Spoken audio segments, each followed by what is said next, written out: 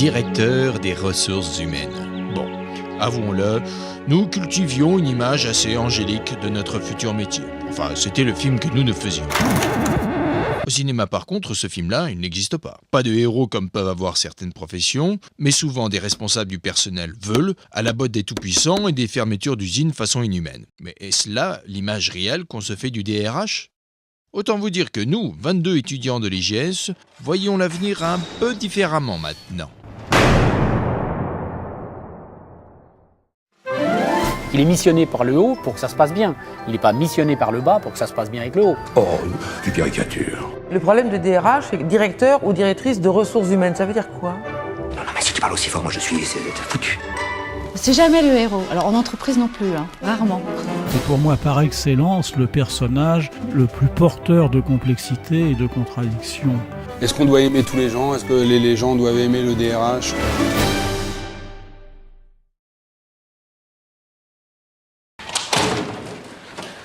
Personne t'a suivi ? Hein ? On t'a pas vu entrer dans mon bureau ?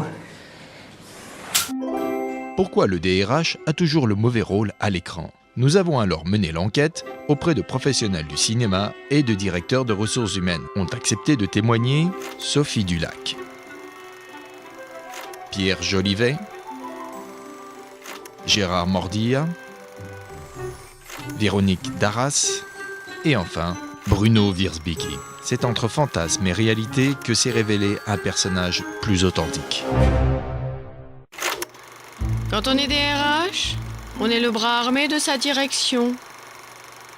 Il est identifié comme celui à qui on fait appel pour virer les gens. Quand il y a un dégraissage d'une entreprise, on sait que ce n'est pas le chef d'atelier ou le PDG lui-même qui va aller dire aux dizaines de types qui doivent partir, vous allez partir. Donc on a la sensation que le DRH a été créé pour ça quand même, en partie. En tant que DRH, je me fais fort de lui trouver une de ces fautes professionnelles qui va vous en débarrasser définitivement, et sans indemnité. Bien, je vous remercie, Nicole, je vais aviser. Merci. Merci bien. Ah, et soyez ferme. Merde.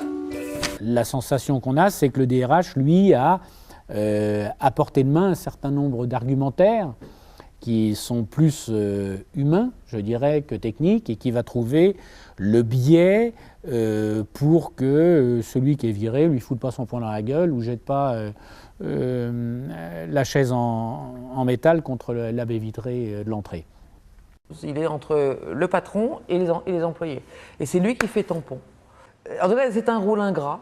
C'est un rôle ingrat, visiblement, puisque en fonction des époques et des périodes, on demande évidemment au DRH de procéder au licenciement s'il y en a. Donc c'est très compliqué. C'est une façon pour le patron de se défausser sur son DRH. La figure du DRH qui apparaît parfois de façon extrêmement caricaturale vient tout simplement que les entreprises le poussent en avant. C'est-à-dire que c'est une façon de se dédouaner de décisions qui sont prises en conseil d'administration, de dire mais c'est lui, c'est pas nous, c'est lui. Et donc je crois que, évidemment, à partir du moment où la personne est exposée, on finit par croire que c'est lui qui a pris l'ensemble des décisions, alors qu'il ne fait qu'appliquer des ordres qui lui ont été donnés. Quand on est DRH, on peut être le héros d'un film. Seulement si c'est de la science-fiction. Le DRH reste le serviteur du pouvoir, le serviteur du patron. Donc à partir du moment où vous faites un film, vous racontez l'histoire d'une société qui marche mal, ou dans laquelle il y a des événements dramatiques. Un bon patron qui aurait un bon DRH pour que tout se passe bien dans l'entreprise, évidemment ça existe, mais hélas ça ne fera jamais un bon sujet de film. Par voie de conséquence, ça sera difficile de trouver des DRH très humains sans doute dans le cinéma. Moi aujourd'hui je travaille dans un institut de recherche. Et donc je suis un des seuls qui a une cravate à l'institut. Et les chercheurs, quand ils m'ont vu, m'ont dit « Ah, c'est le DRH, qu'est-ce qu'on a fait de mal ?» quoi. Je crois que dans l'inconscient collectif, le DRH met en œuvre des décisions de l'entreprise, des décisions de licenciement, des décisions pas forcément bonnes pour les salariés. Et donc il est difficile, à mon avis, de sortir de cette image. Et peut-être que les réalisateurs pensent que si on sortait de cette image, ça serait presque de la science-fiction, quoi.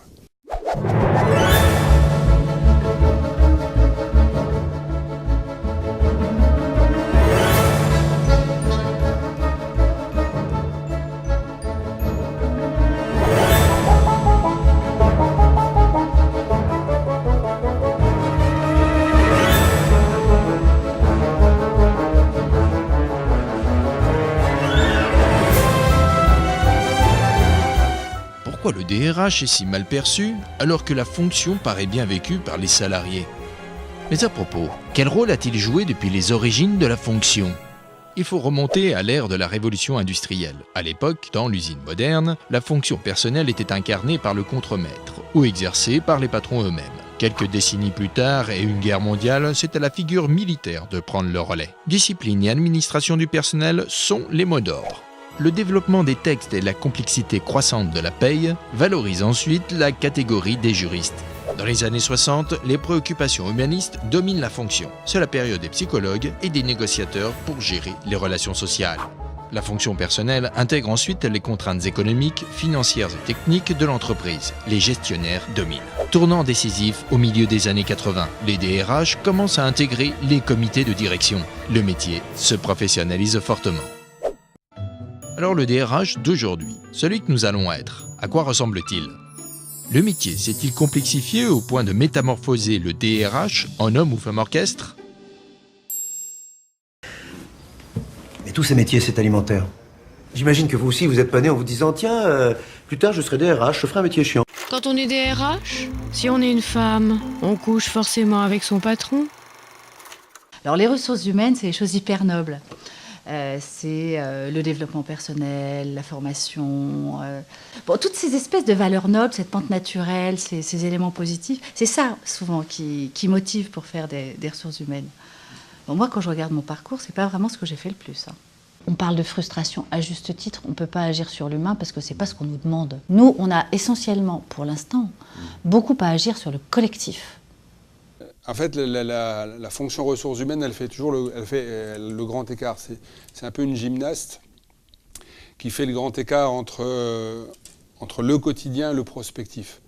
Quand on est DRH, on est entre le marteau et l'enclume. C'est pour moi par excellence le personnage le plus porteur de complexité et de contradiction. À la fois, il y a cet intérêt évidemment pour le personnel qui fait que l'on s'engage dans ce type de carrière, qu'en même temps il y a les injonctions et les ordres donnés par la direction, qui a la relation avec les syndicats et très directement avec les employés ou les ouvriers. Donc une personne qui forcément se trouve prise dans un faisceau de forces contradictoires à travers lequel il doit réussir à non seulement s'exprimer, mais à agir. On est pris dans une espèce de tenaille qui fait qu'on a une espèce de... c'est difficile. Et ça, on n'en parle jamais. On ne parle jamais de la difficulté de notre job. Jamais. Variable d'ajustement, licencier, réinvestir, relancer l'activité. Quand on lit ça dans les journaux, quand on entend ça à la télé, ça paraît évident, mais quand on a en face de soi des hommes et des femmes dont la vie dépend de vous, c'est plus la même chose. Quand on est DRH, on est un valeureux chevalier, mais on ne dit jamais non à son patron. Je pense que nous, en tant qu'experts du métier, on doit savoir dire non, peut-être avec les formes, à la DG en disant, ben voilà, ce que vous proposez, nous, en tant qu'experts métier, on pense que ça ne convient pas. Et voilà les risques que vous auriez à prendre ou à assumer si jamais vous preniez cette décision, quoi. Bon, ça, c'est pas possible socialement. Ça, il faut pas le faire parce qu'on va aboutir à ça.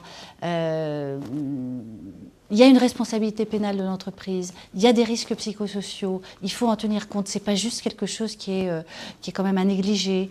Donc on a un vrai rôle de prévention et un vrai rôle de modération des décisions de la direction générale.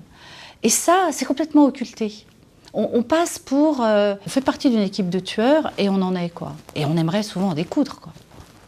Si nous ne pouvons pas utiliser cette variable d'ajustement, reste à déposer le bilan. Je ne vois pas pourquoi nous discutons. Les chiffres commandent de le faire. Nous avons tout à y gagner. Tous les papiers sont prêts à être expédiés au tribunal pour régler ça. Ne perdons pas de temps. Attendez, ce n'est pas purement mathématique. Il faut tenir compte des chiffres. Mais il faut aussi tenir compte des hommes. Quand on est DRH, on est cantonné aux lettres D et R. Et le H, on court après. Je crois qu'on ne peut pas s'occuper des gens sans prendre en compte leur dimension d'individu, d'être humain. Pas seulement dans leur côté salarié, mais dans leur côté complet dans les dimensions aussi personnelles, familiales, essayer de prendre en compte tout ça.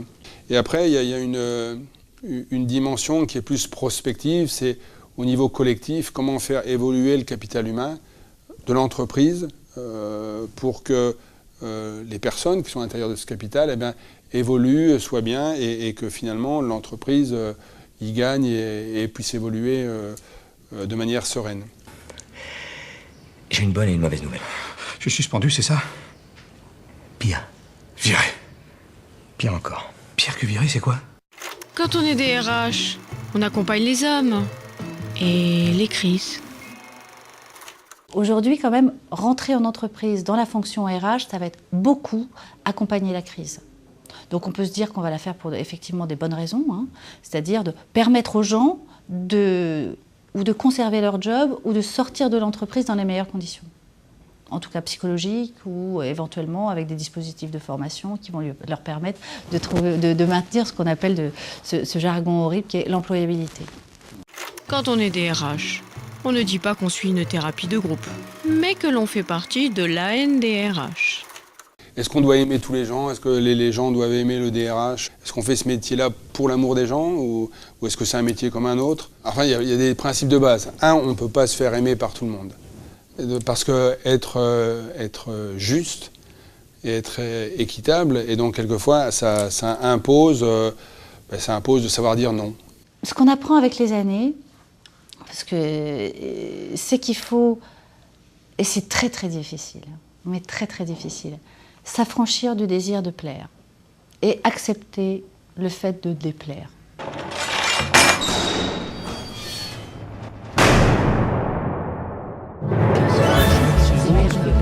Qu'est-ce qu'être DRH?